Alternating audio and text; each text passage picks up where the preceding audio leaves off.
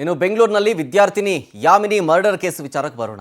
ನೋಡಿ, ಈ ಕೇಸ್ನ ಬೆನ್ನತ್ತಿದ ಪೊಲೀಸರಿಗೆ ಬಗೆದಷ್ಟು ಬಟಾ ಬಯಲಾಗ್ತಾ ಇದ್ದಾವೆ. ಒಂದಷ್ಟು ಸತ್ಯಗಳು ಕೆದಕಿದಷ್ಟು ಹೊರಗೆ ಬರ್ತಾ ಇದೆ ಈ ಪಾಗಲ್ ಪ್ರೇಮಿಯ ಹುಚ್ಚಾಟ.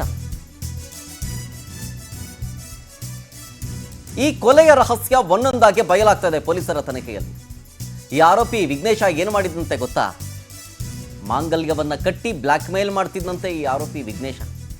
ಯಾಮಿನಿಗೆ ಬಲವಂತವಾಗಿ ಮಾಂಗಲ್ಯವನ್ನ ಕಟ್ಟಿದ್ದಂತೆ ಈ ಆರೋಪಿ. ಆ ಮಾಂಗಲ್ಯ ಕಟ್ಬಿಟ್ಟು ಅದನ್ನೇನಾದ್ರೂ ಬಿಚ್ಚಿದ್ರೆ ನಿನ್ನನ್ನು ಕೊಲೆ ಮಾಡಿಬಿಡ್ತೀನಿ ಅಂತ ಬೆದರಿಕೆ ಕೂಡ ಹಾಕಿದ್ದಂತೆ. ಬಟ್ ನೋಡಿ ಪಾಪ ಯಾಮಿನಿ ಎಂಥ ಕಷ್ಟ ಅನುಭವಿಸ್ತಾ ಇದ್ಲು ಅಂತಂದ್ರೆ ಪೋಷಕರಿಗೂ ಕೂಡ ಈ ವಿಚಾರವನ್ನ ತಿಳಿಸ್ಲಿಲ್ವಂತೆ, ಮುಚ್ಚಿಟ್ಟಿದ್ಲಂತೆ. ಅದಾದ್ಮೇಲೆ ಇವನು ಏನ್ ಮಾಡ್ದ ವಿಘ್ನೇಶ, ನೀನ್ ನನ್ನ ಹೆಂಡ್ತಿ ಅಂತ ಪೀಡಿಸ್ತಾ ಇದ್ದಂತೆ. ಈ ವಿಚಾರವಾಗಿ ಆಗಾಗ ಕಿರಿಕಾಗ್ತಾ ಇತ್ತು, ಗಲಾಟೆ ಆಗ್ತಾ ಇತ್ತಂತೆ. ಒಪ್ಕೋಬೇಕು, ನೀನು ತಾಳಿ ಕಟ್ಟಿದ್ದೀನಿ, ನಾನು ಗಂಡ ಹೆಂಡ್ತಿ ನಾವಿಬ್ರು, ಒಪ್ಕೊಳ್ಳಿಲ್ಲ ಅಂತಂದ್ರೆ ಕೊಲೆ ಮಾಡಿಬಿಡ್ತೀನಿ ಅಂತ ಹೇಳಿದ್ದಂತೆ. ಈ ಜಗಳದ ಟೈಮ್ನಲ್ಲೇ ತಾಳ್ಮೆ ಕಳ್ಕೊಂಡು ಚಾಕು ಇರಿದ್ಬಿಟ್ಟಂತೆ. ಈ ವಿಚಾರ ಪೊಲೀಸರ ತನಿಖೆಯಲ್ಲಿ ಗೊತ್ತಾಗ್ತಾ ಇದೆ.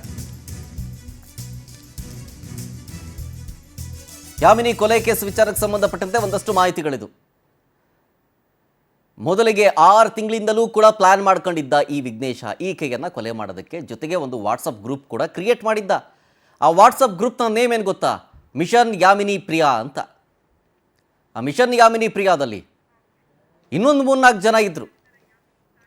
ಈಗ ಈ ಮೃತ ಯಾಮಿನಿಯವರ ತಾಯಿ ಮಾತನಾಡಿದ್ದಾರೆ ನಮ್ಮ ಜೊತೆಗೆ.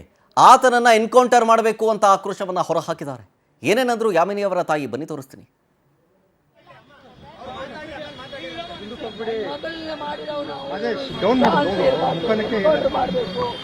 ಎನ್ಕೌಂಟರ್ ಮಾಡ್ಬೇಕು ಅವನ್ನ.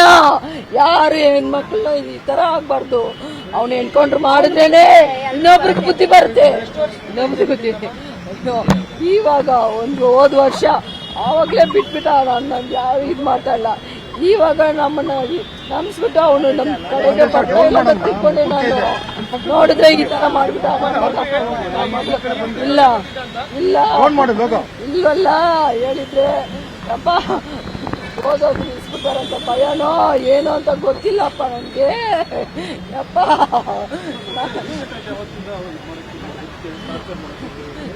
ಟಾರ್ಚರ್ ಏನ್ ಮಾಡಿಲ್ಲ, ಇವಾಗಲೇ ಮಾಡಿರೋದು ಅವನು.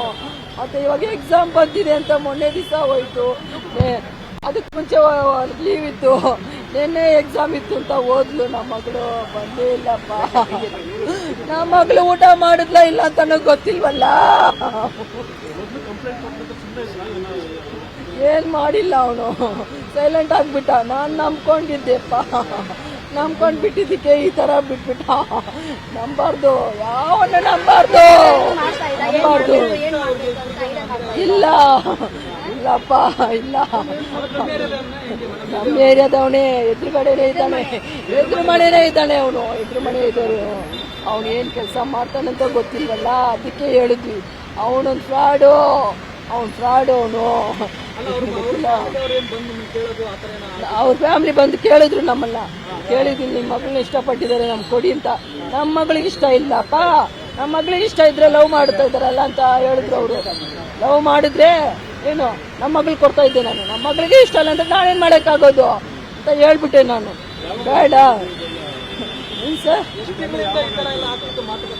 ಇದೆಲ್ಲ ಏಪ್ರಿಲ್ ಮುಂಚೆ ಸರ್, ಏಪ್ರಿಲ್ ಮುಂಚೆನೇ ಆಗಿದ್ದು ಎಲ್ಲ ಆಯ್ತು ಸರ್. ಎನ್ಕೌಂಟರ್ ಮಾಡಬೇಕು, ಎನ್ಕೌಂಟರ್ ಮಾಡಲೇಬೇಕು ಅವನ್ನ, ಅವನು ಬಿಡಬಾರ್ದು. ಎಲ್ಲ ಹೆಣ್ಮಕ್ಳು ಧೈರ್ಯಕ್ಕೆ ಹೋಗಲ್ಲ, ಆಗಲ್ಲ.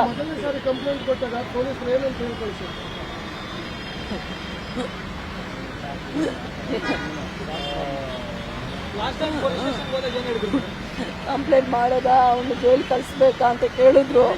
ನಾನು ಅವ್ರ ತಾಯಿ ತಂದೆ ಇದ್ದಾರಲ್ಲ ಒಳ್ಳೆಯವರು ಅಂತ ತಿಳ್ಕೊಂಡು, ಬೇಡ ನನ್ನನ್ಗೆ ತಾನೇ ಅವ್ರನ್ನೂ ಮಕ್ಕಳು ಇಟ್ಟಿದ್ದಾರೆ, ಬಿಟ್ಬಿಡೋಣ, ಅವ್ರ ಬುದ್ಧಿ ಹೇಳ್ತಾರೆ ಅಂತ ನಾನು ತಿಳ್ಕೊಂಡಿದ್ನಲ್ಲ, ಅದೇ ಬಿಟ್ಟಿದ್ದು ತಪ್ಪು. ನಾನು ಬೇಡ, ಬಿಡಬಾರ್ದು. ಇದಕ್ ಮೇಲೆ ಎಲ್ಲರೂ ಚೆನ್ನಾಗಿರ್ಬೇಕು. ನಮ್ಮ ಮಗಳಿಗೆ ಆಗಂಗಿರಿ ಬಿಡಬಾರ್ದು. ನಮ್ಮ ಮಗಳಿರೋಳು ಒಬ್ಳೇ ಹೊಳ್ಳು, ಒಬ್ಳೇ ಮಗಳಪ್ಪ.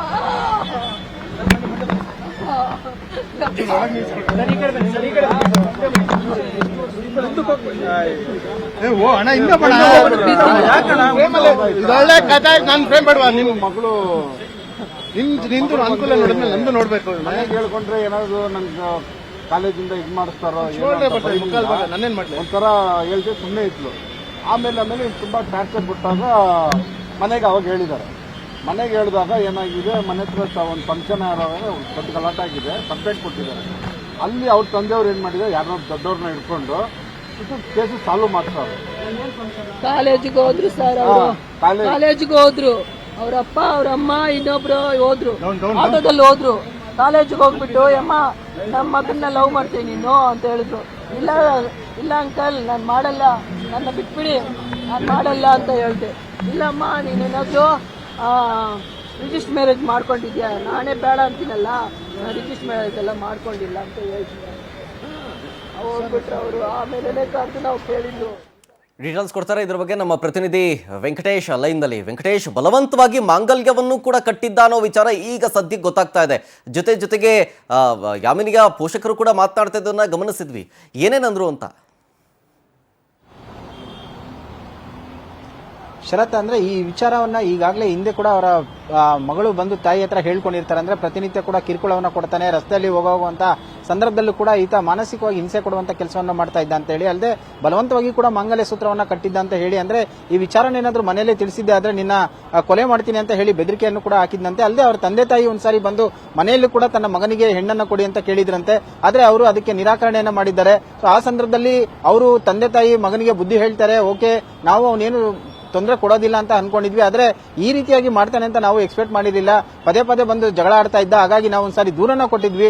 ಪೊಲೀಸರು ಕರೆಸಿ ಅವನ್ನ ಸರಿಯಾದ ರೀತಿಯಲ್ಲಿ ಉಪಚಾರ ಮಾಡಿದ್ದೆ ಆದಿದ್ರೆ ಅವ್ರನ್ನ ಖಂಡಿತವಾಗ್ಲೂ ಈ ರೀತಿಯಾಗಿ ಮಾಡ್ತಾ ಇದ್ದಿಲ್ಲ. ಆದ್ರೆ ಪೊಲೀಸರು ಅವತ್ತು ಕೊಟ್ಟಂತ ಲೀನಿಯಸ್ ನಿಂದಾಗಿ ಇವನು ಇವತ್ತು ನನ್ನ ಮಗಳನ್ನ ಕೊಲೆ ಮಾಡುವಂತ ಹಂತಕ್ಕೆ ಬಂದಿದ್ದಾನೆ.